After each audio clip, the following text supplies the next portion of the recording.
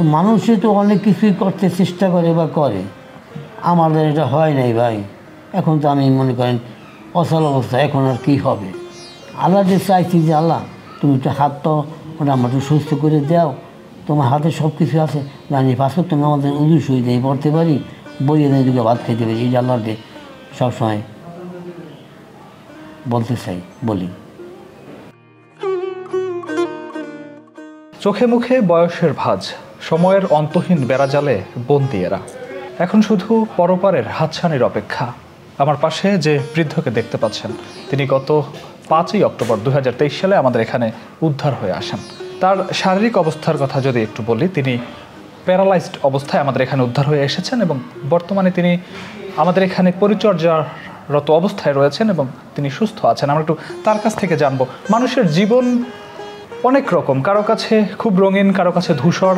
আমাদের এখানে যারা আশ্রিত রয়েছেন তাদের জীবনে একটাই রং, ধূসর। পরিবার পরিজন নেই, রয়েছেন বৃদ্ধাশ্রমে। তেমনি করে আমি একটু আতাউর রহমান তার নাম, তার সাথে একটু কথা বলবো। আপনি কেমন আছেন? আলহামদুলিল্লাহ। আপনার ঠিকানা কোথায়? আমার ঠিকানা করুণাদি থানা, জিরা, বরিশাল। আপনি এই যে এখানে এসেছেন, আপনার পরিবার পরিজন নাই? না, আমার পরিজন নাই। তারা কি হয়েছে একটু বলেন তো? আপনার বাবা মা? বাবা মা মারা গেছে আমি আমার ছাত্র জীবনে। তারপরে আপনি কি করতেন? তারপর আমার ভাই বেড়াদারে তার ভিন্ন হয়ে গেছে। তারপর আমি যাইয়া গরুন্দি যাইয়া হোটেলে কাজ করছি। কাজ করার পরেই প্যারালাইজড। এই যে এটা কখন হলো, কিভাবে হলো? এটা আমি কাজ ছাড়ছি গরুন্দি ভাইয়া, এক দোকান থেকে সন্ধ্যা 7টার সময় কাজ ছাড়ছি। কাজ ছাড়ার পর আমার চোখে ঘূর্ণি দিছি, ঘূর্ণি দেওয়ার পরে আমি পৌঁছে গেছি। তারপর আমার লোকজন লাগিয়ে ধরিয়া এবার আমার ভ্যানে করিয়া ডাক্তার নিয়েছে, কোথায় স্ট্রোক করছি। এই স্ট্রোক করার পর এবার আমি বাসায় আমার নিয়েছি। বাসায় আনার পর তারপর আমি কয়েকদিন পর বাসায় ছিলাম। আর কে দেখো কে কী করবো। এরপর আমার এখানে 27 দিন পর আমার এখানে গাড়ি বেরো করে আমার এখানে পাঠাইছি। কে পাঠাইছে আপনাকে এখানে? পাঠাইছে আমার ওই দিকে যে বাইক নিয়ে আছে, আমার পাশে ভাড়া দেওয়া আর আসলে হয়তো ভালো জানতো আমার। এই হেরা মিল্লা। তা আপনি যে এখানে আছেন, এখানে কেমন আছেন একটু বলেন তো? এখানে আমি আছি আল্লাহর রহমতে ভালোই আছি, সর্বদিক দিয়ে ইনশাল্লাহ আল্লাহর রহমতে সব দিক দিয়ে সুযোগ সুবিধা পাই।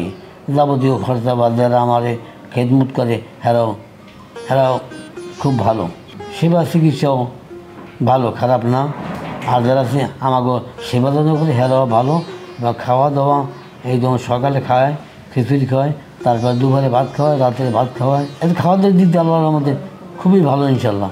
আর আমাকে মালিক হেও খুব ভালো, হে আমাকে দেখাশোনা করে বা আমার সকালে বিকালে বা তার ব্যবহার খুব সন্তুষ্ট আমি মনে করি, তার ব্যবহারে আমি খুব সন্তুষ্ট। এখন আপনার কাছে কি মনে হয় মানুষের জীবন কেমন হওয়া উচিত? তার জীবনটা যে আপনার জীবনের আলোকেই যদি বলেন। আমার জীবন তো মানুষে তো অনেক কিছুই করতে চেষ্টা করে বা করে, আমাদের এটা হয় নাই ভাই।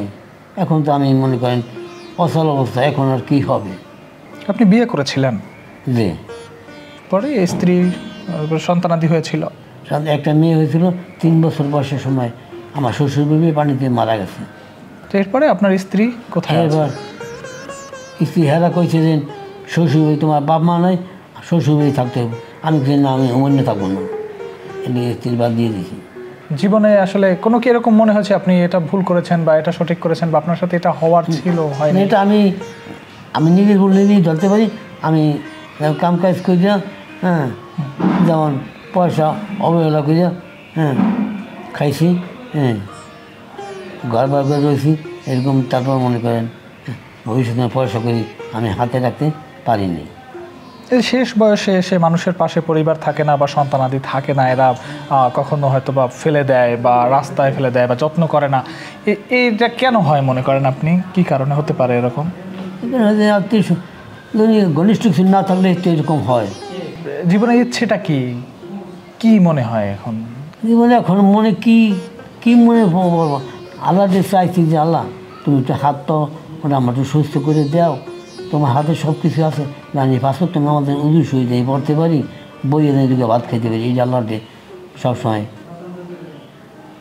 বলতে চাই, বলি। প্রিয় দর্শক, আমরা শুনছিলাম আতাউর রহমান তার জীবনের গল্প।